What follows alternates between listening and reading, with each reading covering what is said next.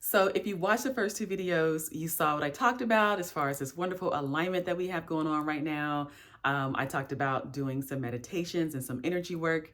So now let's dive a little bit more into how we can use these energies. So one thing you can do is after you've done your meditation, if you did that, is look at your birthday, have your chart pulled. You can see where these energies actually align and fall, or where they're placed in your natal chart, which would be very helpful so that you can even take this to another level as it relates to taking advantage of the energy. But starting with the North Node being in a cardinal sign, for me, it's in Aries. The color for Aries is red, and the chakra associated with that color red is the root chakra. So for me, what I would do is, in addition to doing what I mentioned before, the energy work, but this will help take it a step further. So I would do things like listen to frequencies, do root chakra meditations, incorporate root chakra things, activities into my life, like grounding, standing on the ground. But that's a way, eating root type foods like beetroots, for example, or beetroot powder, or eating beets, but things that have roots, like that's how you get into that energy of the root chakra.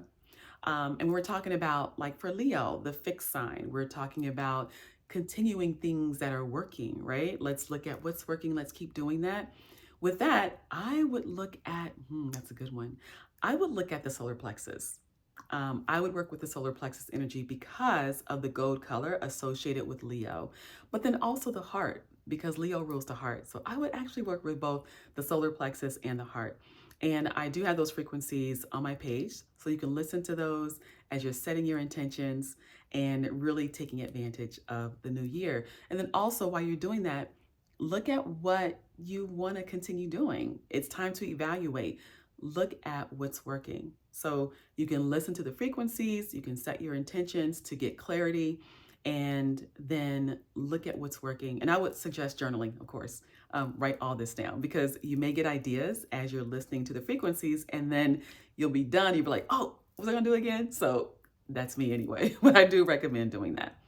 And then for the third item, for that Mercury in retrograde is in Sagittarius. Sagittarius is like that spiritual, free spirit energy that is, again, it's spiritual, it's about travel, but that's the energy associated with Sagittarius. So with that, what chakra would I work on with that? Sagittarius, traveled feet. Let's go back to the root chakra. Oh, but then also with the color of that being like that bluish purple, because you really want to work with visualizing when you're in the spirit realm. That's more of a spiritual thing. I would look at working with the third eye chakra. And I do have frequencies on my page with that you can listen to as well to help out with that. So this is actually a whole energy work type thing, but you're going to use all your chakras. Like, don't get me wrong and say you're only going to use those ones that I mentioned.